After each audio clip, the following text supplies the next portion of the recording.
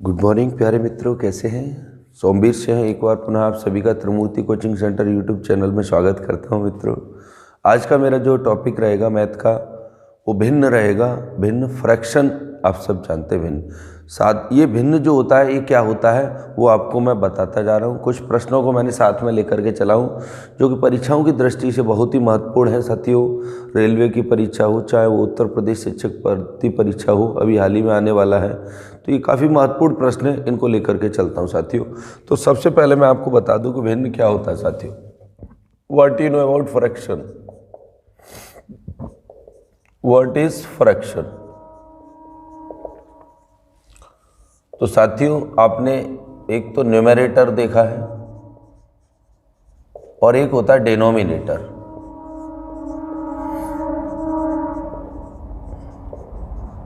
एक को बोलते अंश और एक को बोलते हर। तो ये दो प्रक्रिया आपने देखा है। अंश और हर के रूप में जो संख्याएं लिखी होती हैं उनको भिन्न का रूप दिया जाता है। और यहीं पर आपको मैं बता दूं, P/Q के रूप में जो संख्या हो और Q does not equal to 0, वो परिमेय संख्याएं होती हैं। क्या होती हैं? परिमेय। परंतु अब हमने केवल 4 लिखा और हमने नीचे 1 लिखा, तो ये क्या है?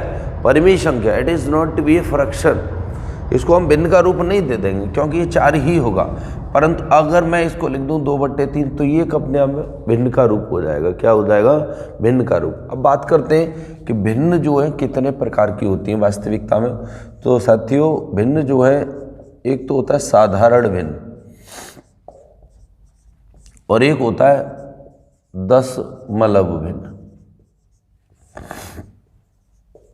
दशमलव भिन्न का मतलब है 0.321, इस प्रकार का। और साधारण का मतलब है, जैसे अब मैंने लिख दिया 2/3 या 4/3, 1 सही 1/, ये सब साधारण भिन्न का टाइप होता है। परंतु इसमें भी टाइप बदले हुए हैं। तो साधारण में पहला आता है साथियों उचित भिन्न। ये पूछ लेता है डायरेक्टली प्रश्न, बताइए निम्न में से उचित भिन्न कौन सी है। तो उचित भिन्न का अर्थ होता है जिसका अंश हर से छोटा हो। जैसे मैंने लिखा 2/3, 6/9, 5/11, तो ये सभी उचित भिन्न के प्रकार हैं। किसके हैं? उचित भिन्न। यदि बात करूं मैं अनुचित भिन्न क्या होती है। अनुचित भिन्न का अर्थ होता है जिसका अंश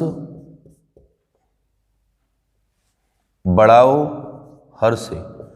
अर्थात मैंने लिखा 6/4, 8/5, तो इस प्रकार का जो भिन्न होता है अनुचित भिन्न के रूप में जाना जाता है। क्लियर साथियों। अब इसके बाद आता है मिश्रित भिन्न। मिश्रित भिन्न जो होता है मिक्स्ड फ्रैक्शन, ये होता है जैसे 1 सही 1/2, 2 सही 3/4 एंड डॉट। इस प्रकार का जो भिन्न होता है इसे मिश्रित भिन्न के नाम से जाना जाता है। और एक रहता है कंटिन्यूअस फ्रैक्शन, जिसे कहते हैं वितत भिन्न, और गांव की भाषा में इसको लंगड़ी भिन्न के नाम से भी जानते हैं साथियों। वितत या कंटिन्यूअस फ्रैक्शन जैसे 1 + 1/1 + 1/1 + 1/2, इस प्रकार ये भिन्न जो जाती है ये वितत भिन्न के नाम से भी जानी जाती है। तो साथियों, ये कुछ भिन्न के टाइप थे जो मैंने आपको बताए थे। अब मैं प्रश्नों को लेकर के चलूँगा एक एक करके, जिसको आपको समझाता जाऊँगा कि आरोही क्रम क्या होता है, अवरोही क्रम क्या होता है, छोटी भिन्न कौन सी होती है, बड़ी भिन्न कौन सी होती है। बहुत ही साधारण से प्रश्न हैं, जल्दी से हो जाते हैं, बशर्ते कि इनमें हम बारीकी से भी कोई गलती न छोड़ जाए। गलती होने पर हमारा प्रश्न चला जाता है। तो साथियों, आप इनको एक क्लिक के माध्यम से ले सकते हैं। क्यों? छोटा सा बिंदु था। साधारण क्या होता है? दशमलव। दशमलव का मतलब दशमलव के रूप में होती है। उचित का मतलब जिसका अंश हर से छोटा हो, तो ये तो उचित है। अनुचित का मतलब है अंश बड़ा है और हर छोटा है। मिश्रित का मतलब है 1 सही 1/2, इस प्रकार का मिक्स फ्रैक्शन चला। और वितत का मतलब होता है कंटिन्यू फ्रैक्शन के रूप में उसको चलते जाना, तो इसे वितत भिन्न के नाम से जानते हैं साथियों। आइए प्रश्नों को लेकर के चलते हैं।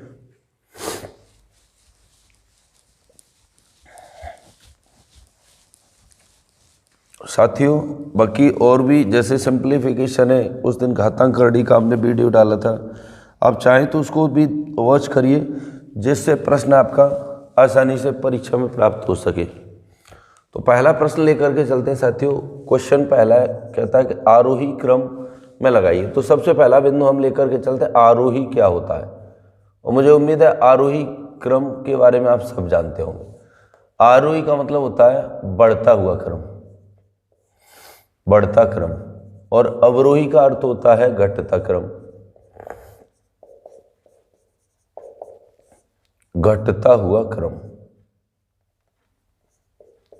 ये दो बेसिक जानकारियां हैं, आपको पता होना चाहिए। स्थानीय मान, जातीय मान से भी कभी कभी प्रश्न आ जाता है, वो भी आपको पता होना चाहिए। तो मैंने कहा आरोही क्रम। अब इसमें दिया है 5/13, 3/13, 7/13 और 9/13। साधारण सा प्रश्न है, आप सभी कर सकते हैं। तो देखो, अब यहाँ आपने एक चीज देखा, सभी का हर समान है।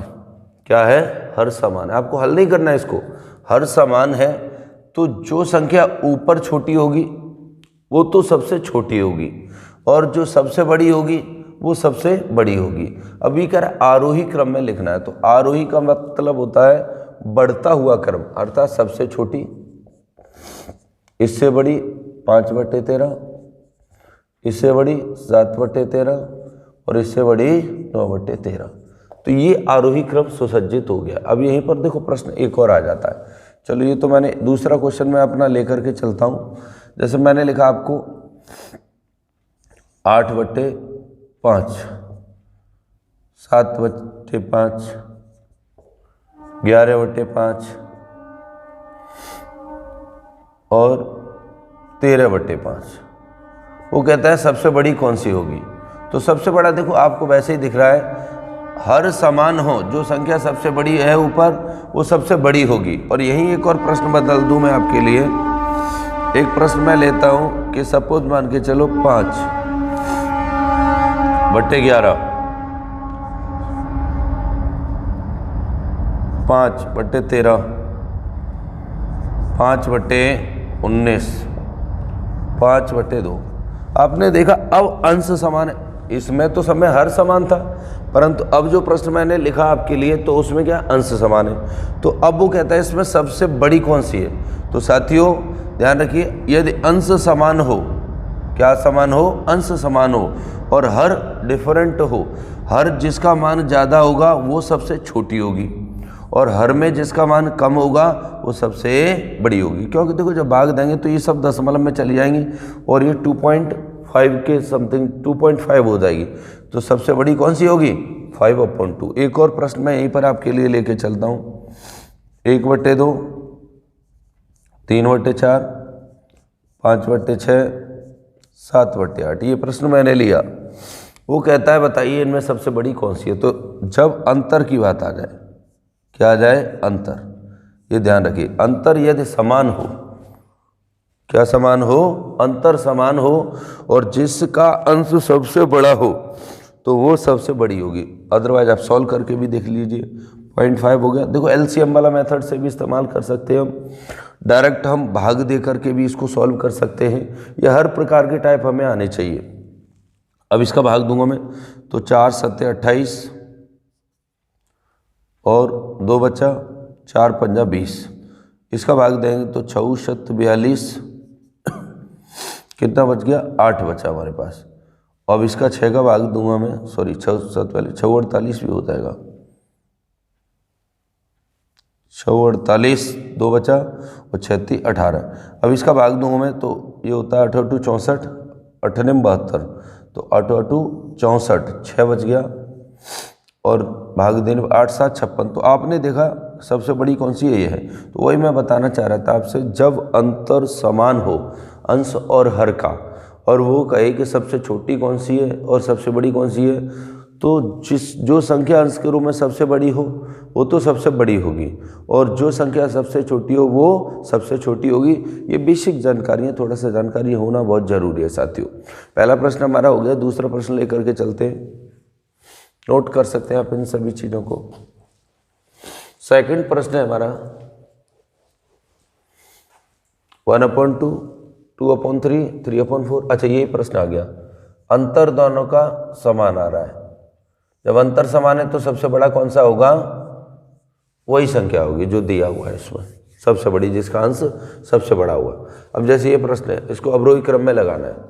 क्वेश्चन नंबर 3, 3/5, 4/9 और 2/7, एक साधारण सा प्रश्न है। अगर अवरोही क्रम में लगाइए इसको, देखो करने का तरीका, 9 3 27, 5 चौक 20। हमने देखा ये 27 और ये 20, कंपैरिजन कर लिया, ये पता चल गया कि ये संख्या, ये भिन्न बड़ी है और ये छोटी है। अब इसको भी देखिए आप, 4 7 28 और 9 दूनी 18, 4 7 28, 9 दूनी 18, अर्थात इससे ये पता चल रहा है कि सब, अब इनका भी एक बार देख लीजिए। जब आप सोचिएगा इससे ये छोटी है तो स्वाभाविक सी बात है इससे तो बड़ी हो ही नहीं सकती है, तो हमारा सबसे बड़ा, उसने क्या पूछा, अवरोही क्रम में लगाना है। अवरोही का मतलब बड़े से छोटे के रूप में, तो ये अवरोही क्रम में पहले से ही लगा हुआ, 3/5, 4/9, 2/7, ये पहले से ही ऑलरेडी अवरोही क्रम में लगा हुआ है। साथियों अगला प्रश्न है हमारा चौथा प्रश्न, परीक्षा की दृष्टि से काफ़ी महत्वपूर्ण है, अब इसको समझिएगा।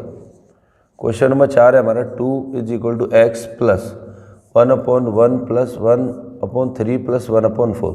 तो देखिए कुछ नहीं करना आपको, प्रश्न को बहुत साधारण तरीके से हल कर लेंगे। 4 × 12 1, 13/4, यहाँ तक 13/4 है तो 4 ऊपर चला जाएगा तो ये हो जाएगा 2 = x + 1/1 + 4 ऊपर गया तो 4/13, 13 × 13 4, 17/13, 13 ऊपर गया तो x + 13/17, तो यहाँ से हमें x का वैल्यू प्राप्त हो गया 2 - 13/17, तो 17 दूनी 34 में से 13 गया /17, तो ये हो गया 21/17। ऑप्शन होगा हमारा 21/17 का आंसर आ चुका है साथियों। साधारण प्रश्न है, मैंने पहले ही बोला, नाम ही चैप्टर का साधारण भिन्न चल रहा है, तो भिन्न कोई कठिन नहीं है, बशर्ते कि छोटे छोटे प्रश्न उनको आप हल करना सीख सकें।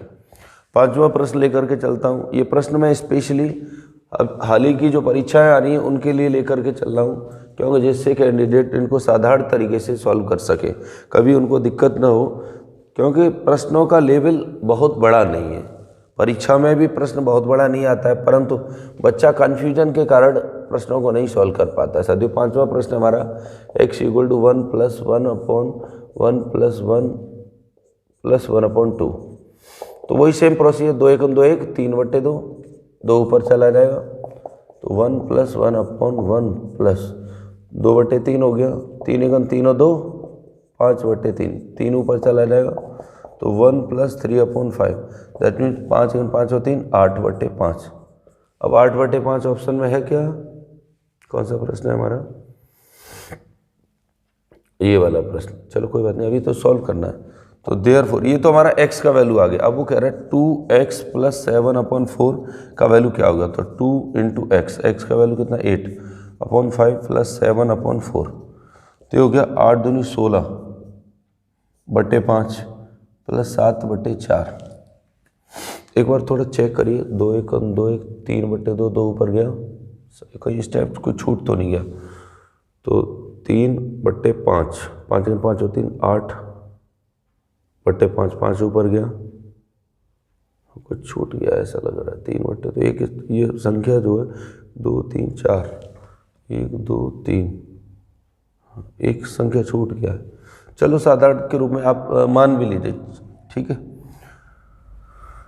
एक संख्या छूट गया हमसे, उस संख्या को भी लेकर के चलते हैं, कोई बात नहीं, प्रश्न को परिपूर्ण करेंगे।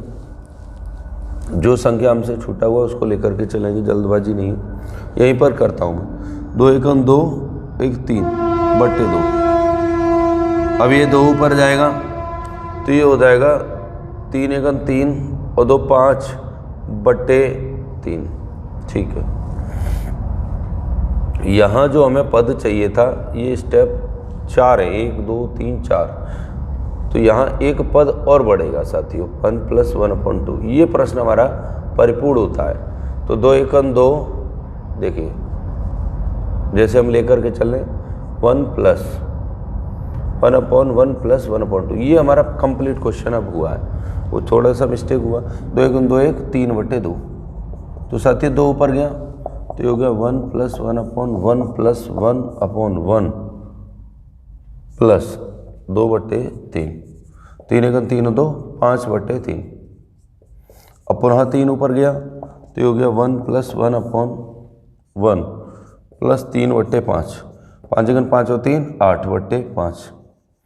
अब ये 5 ऊपर जाएगा तो ये हो जाएगा 1 + 5/8, 8/13/8। ये किसका मान आ गया? x का मान। अब ये मान उठा के रखेंगे तो देयरफॉर हमें ये प्राप्त हो जाएगा 2x + 7/4, that means 2x, x का वैल्यू 13/8 प्लस 7/4, 2 चौक 8, तो ये हो जाएगा 13 7 20/4 = 5। कितना आ जाएगा साथियों? 5 आ जाएगा। प्रश्न हमारा कंप्लीट हो गया है। थोड़ा सा ध्यान रखिएगा, कभी भी गलती नहीं होना चाहिए सॉल्विंग करते समय, क्योंकि ये जो स्टेप्स हैं इनका ध्यान रखना बहुत ज़रूरी है साथियों। नेक्स्ट क्वेश्चन है 6वां हमारा, परीक्षा की दृष्टि से काफ़ी इम्पोर्टेंट है।